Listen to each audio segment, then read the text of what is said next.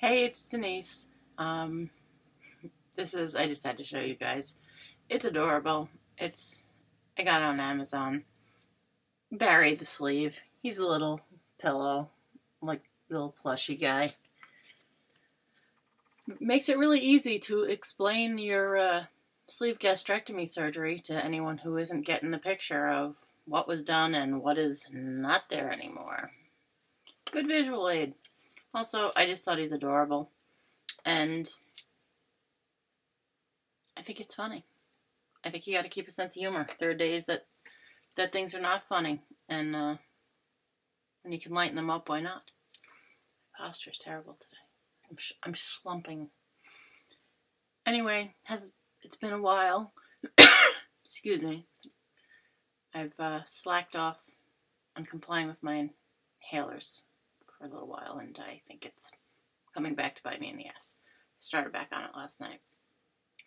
So, please excuse the annoying cough if it's present.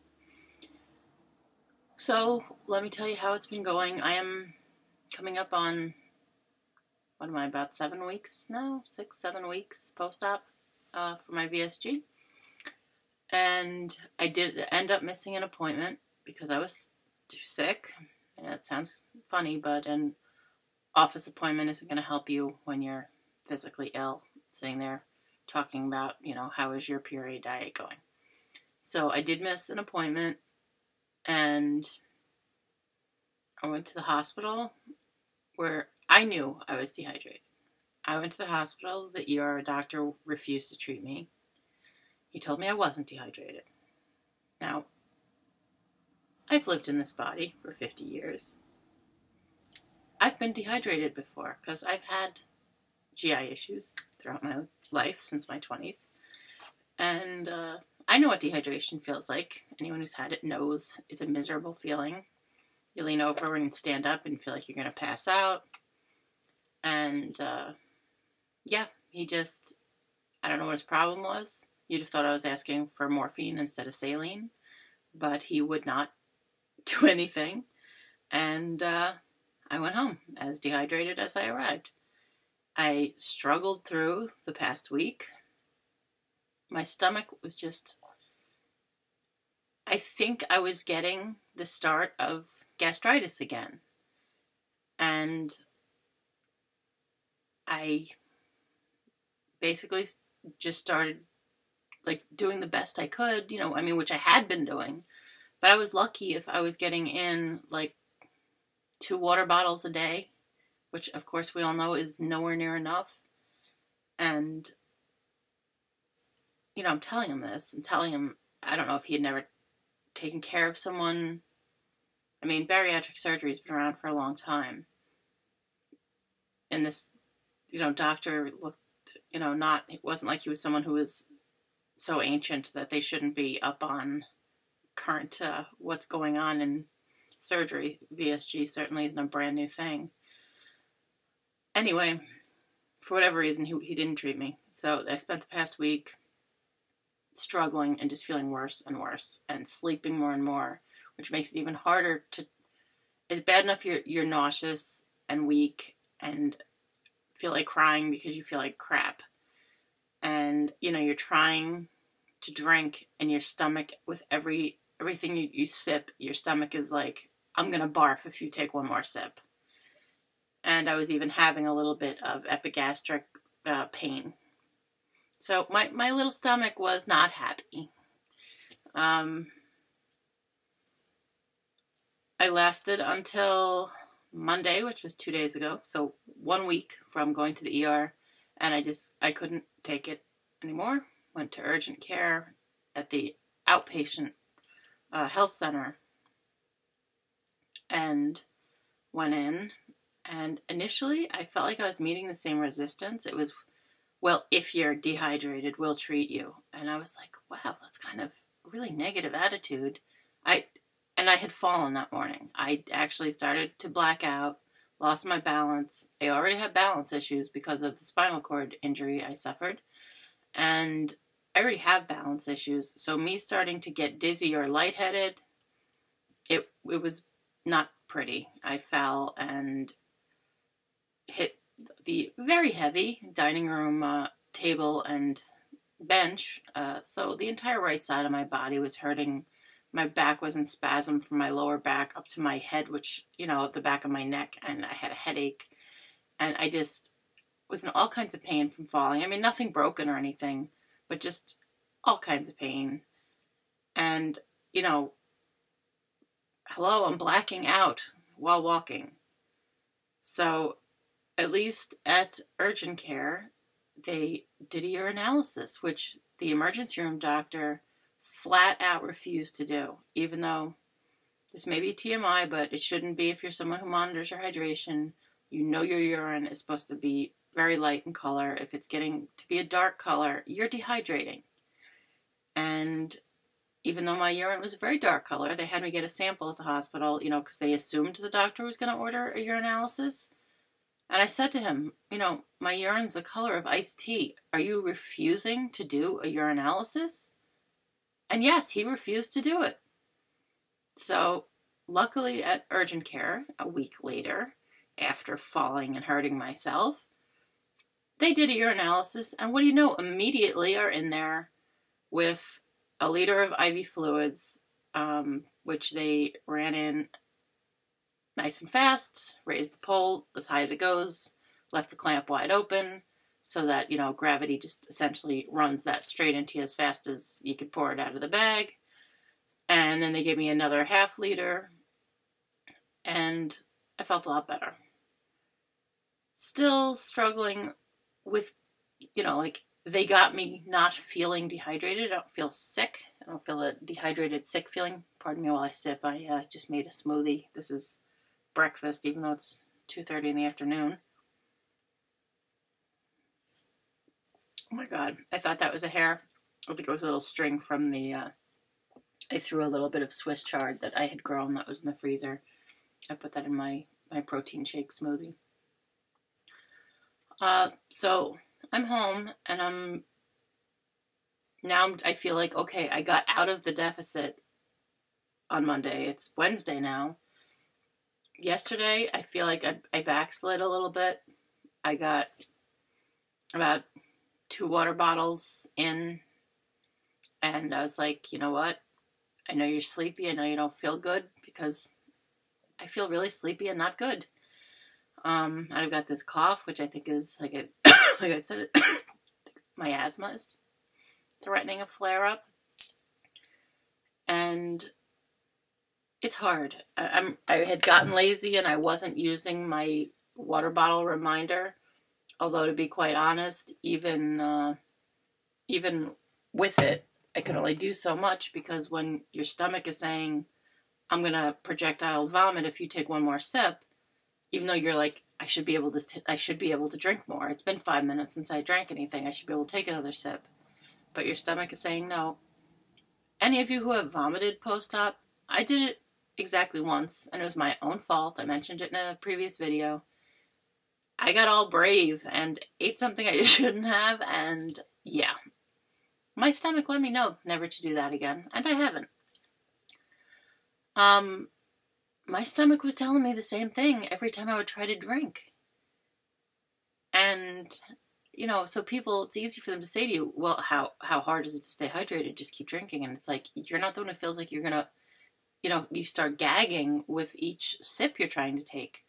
So it was kind of a struggle yesterday. And I was busy. I had things to do. And I realized how easy it is to let yourself forget for a couple hours to drink anything, because you're catching up on running errands or getting some stuff done around the house that's been on the to-do list forever, and you're finally getting to it. And you realize it's been 3.5 hours, you haven't taken a sip of anything. And I feel like I'm gonna have to wear my water bottle on like a necklace, or so that it's like right there, so I can't forget it. I have to get better at making it a habit, because honestly, I'm not feeling a sense of thirst. I'm just not. So there's no automatic like, hey, I'm thirsty, let's get a drink. It's just not there. And that's that's quite frankly a pain in the ass, because without that, you know, not easy to keep remembering to drink something. And so now today, I got up, felt like crap, had a headache, went back to bed for a little while, and then by the time I woke up, I was like, oh, it's, 80-something degrees out, and some of my plants, I have some very, very dramatic spaghetti squash that are growing right now. And they actually have fruit set on them. This is my first year ever growing them, and we have a short growing season here. So, like, the ones that already have, fruit set, that's as much as I'm going to get. The ones that take longer to set fruit on them will not have time to mature where I live. We can get a first frost by the second week of September. And our last frost isn't until, like, the first week of June. And all of June was rainy and cold and windy and miserable. And so my plants, I'm lucky they're even alive, but they did not start growing or flowering because there wasn't the heat to tell them it was time to do so. So my already short growing season has been shortened. Anyway, back to the drama queen spaghetti squash. They get watered every day. If it doesn't rain, they get watered. I'm growing them in 7-gallon grow bags, which are like, I don't know, like so, about so deep and so tall. I can't dig holes. It's not my yard. I rent an apartment, so front yard I have a trellis system that my landlord begrudgingly let me put up, but he's been a good sport about it. And so all my plants are actually in grow bags so that I did not dig any holes in the yard. The spaghetti squash goes from looking like, all the leaves are standing straight up and beautiful and is the picture of perfection, like when I went to bed last night. I knew it. I even said to Jason last night, I was like, tomorrow the spaghetti squash is going to look dead before you get home because it's going to be hot. Sure enough, Jason's at work. I went out to walk the dog. The spaghetti squash is like, doing its deathbed performance. The leaves, instead of being like this, have now completely collapsed and look like little folded umbrellas. You would think this thing hadn't seen water in a month. It was watered yesterday. So I was able to get a small bucket to use that to take from the larger bucket because I can't carry a lot. And I also have to always have one hand on the railing walking down the stairs because you have balance issues. You don't walk down the stairs without holding on. Anyway, so I gave it. I have 2 of them. I gave them. They split the bucket of water. And I went back outside maybe 2 hours later with the dog again. They're perfect. The leaves are all fine. And I was like, this plant is killing me. I've never had such a needy plant. But it actually, like I said, is, it's actually bearing fruit. There are 2 spaghetti squash on there that are like the size that you buy them at the store already. They're not ripe yet. They haven't changed color yet, so they're still growing. And there's one that's smaller. I think it's being stunted by the fact that it's right next to one of the bigger ones. I'm hoping when that bigger one finishes growing, that then the smaller one will get more of the plant's energy and will grow. And there are a couple that are maybe about the size of an egg that are started a little later. I'm hoping that they will have time to mature before we get our frost. Anyway, I'm very excited to grow them, so I do want to take care of them. And being out there in the sun is something that's also not good for me. And my skin doesn't react well to it. And anyway, though, I'm not letting these things die of lack of water when I've made so much progress. And this is gardening is months of preparation.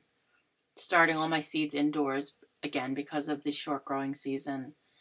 And trying to coordinate when they'll be ready to transplant with when the weather will be past risk of frost. And then, will there be enough days from that before we get a frost that I actually get to harvest anything? Which is, believe me, if you live in a short growing season area, I know you can relate. Those of you who live in the South, I am so envious when I hear you like, this is the spring garden. Oh, it's mid-July or mid-August, and I'm going to start planting my stuff that I'm going to harvest in the fall. I just sit here and I am jealous. Because for me, it's like, okay, my last frost date this year was June 1st. I wish I knew how to edit. You wouldn't have to have just watched that. My first safe date. Now, most people get to plan around Mother's Day. If you're like where I grew up in the southern part of New York State, generally Mother's Day is your guideline. So, what's that, second week-ish of May? I'm a mother and I have a mother. I should know when Mother's Day is. It's somewhere around the middle of May. You should be safe by then. But up here, I'm about 4 hours further north, and there's also considerable elevation because I am in the Adirondack Mountains. Between the north and the elevation, quite a difference. You go from being a zone 6 to being a zone 4B. And our last frost warning, like the first time that it's safe to try to put something out, was June 10th. So I didn't dare put anything out until then. And like I said, June just stayed miserable, and temperatures going down into, around 40 at night. So I was just like crossing my fingers that my plants weren't going to die. Sometimes it doesn't even take a frost. Just enough cold can do them in. But they lived, they just obviously didn't grow until maybe a week or so ago. Most of them looked pretty dead. The Drama Queen spaghetti squash, that's not the real name of the variety, by the way. It's just spaghetti squash. It isn't any particular variety. But I'm telling you, most dramatic. Look at me, I'm dying. It's been 5 minutes since I felt like I was at my perfect water level, so now I must wilt every single leaf on this vine. They're the only ones that started to set fruit. My tomatoes are way behind. I'm hoping they're just starting now. They're flowering, and a few of them have a few small tomatoes. My eggplant, I only planted one eggplant. Well, I planted two, only one lived. It's got one, like, tiny, pathetic little eggplant so far.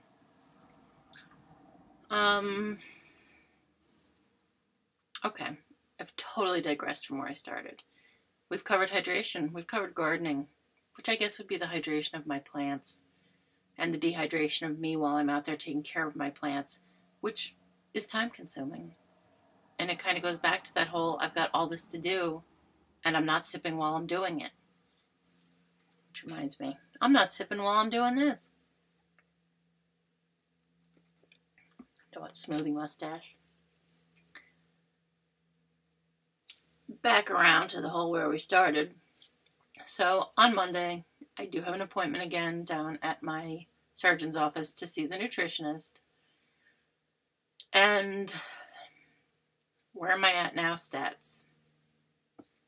Before I started this journey, I was around 245. My highest ever was 255, which I was at twice in my life. My first visit to my surgeon's office, because I did start to diet, like while I was waiting for the appointment. My first visit, I was 238, and I went in for surgery at 212. I'm 194 as of this morning. So, yay me. It's like 45 pounds since I made the decision to start losing the weight. And it's like 15 pounds. When I looked back what I weighed June 1st to July 1st, it was about 15 pounds. So I'm happy with that. And I think they'll be happy with that when I see them on Monday. After the IV fluids, I was 2 pounds heavier, but they're, that was fluid I needed back. So, I can't look at that as a bad thing. I was losing half a pound a day, not because you're supposed to, but because I was dehydrating. So a couple of those pounds I needed back.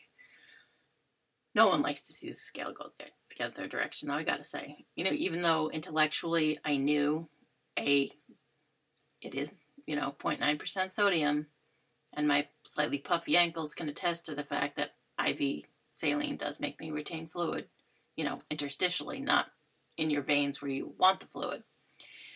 And also the fact that I'm adequately hydrated was going to gain back a little weight. And I know that in my head, but like I said, you still hate to see the scale go the wrong direction. And that's it so far. I only had one day, and it was the day after the hospital, the day after, the doctor wouldn't treat me, and I was home, curled up in a ball, feeling so sick, so weak, and like no one cared. And of course, Jason cares, my husband. He's wonderful. And he was trying to be so supportive. And when you're in one of those moods that no matter what someone says, like somehow it just, you manage to find a way to take it wrong. Like nothing he was saying was helping, and it was not his fault. It was me being so out of sorts. There are other stressors in my life, just like there are in everybody's life. Our weight is not everything.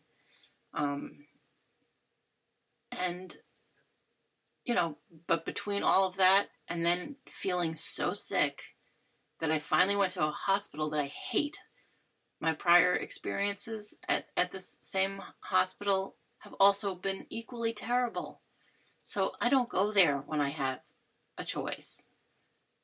I really thought this was a no-brainer. I still can't believe they didn't treat me. It took me a week of struggling and then finally falling and hurting myself and going somewhere else to. But the day after that doctor refused to treat me, I was lying in bed, and that's the only day since my surgery that I can honestly say I was saying, why did I do this? Why did I do this to myself? Why did I have this surgery? I let someone, essentially butcher a perfectly healthy stomach. And, now I'm, for the rest of my life, at the mercy of not being able to hydrate my own body because my stomach won't let me. I spent that day, in fetal position in bed, crying on and off. Jason should be sainted for putting up with me. I was upset doesn't cover it. I was a mess. And, thank you to the doctor who let me be in that condition. But as soon as I started to feel better, even the next day, it was like, Denise, get your shit together. You need to get your shit together, because obviously you're not getting help from your local doctor. And maybe I should mention again, for those of you who haven't watched before, don't know, my surgeon and my primary care doctor are about 4 hours away. They're where I used to live, where there is decent health care. Where I live now, I live out of necessity. Since my spinal cord injury ended my career, I am on disability, and I am pretty freaking broke. I cannot afford to live anywhere near where I grew up, where I lived the most of my adult life. Not an option anymore. So I'm up here in the boonies with a crappy hospital as my only hospital within an hour's drive. I have to go further if I wanted to go to Saratoga would be the next hospital. Anyway, that is why I keep a connection with my doctors who are 4 hours away, because A, they're better doctors. Yeah, I said it. And B, they are affiliated with much better hospitals. Real regional medical centers that deserve that designation. The doctors up here resent that. And I get that. I get that attitude from some of them. I've actually had one say to me one day when I was sick, well, why don't you go see your fancy doctor 4 hours away? He said it like that.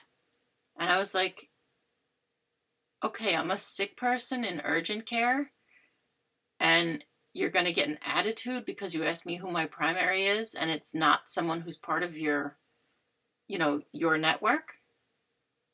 I mean, officially I'm assigned a primary in their network. She's booked out 5 months in advance. 5 months.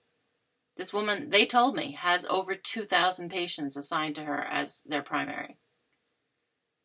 When you say, I'm deathly ill, I need to make an appointment with her, almost half a year. I was like, I'll be dead by then. I think we need to find something else. And then they try to look for another primary doctor who maybe has an opening. And most of the time you end up in urgent care, where they then have the balls to have an attitude that you maintain a connection with your physician who actually sees you if you need them to. It's not convenient for an 8-hour round-trip drive, not counting the time that you're at the doctor. And also it's dependent upon if my husband is off that day. If he's not, we share a car. I have no way of getting there, and he can't miss work every time I don't feel great. We would be even more broke. So I know that's a lot of personal stuff, but I think it's something that people need to think about. We're not just struggling with weight loss. We have a life that this journey is fitting into. It's just a piece of everything that we're dealing with. And for me to have someone then add to the struggle the way that ER doctor did, I just felt like it was so wrong. And I don't believe in wishing ill on anyone.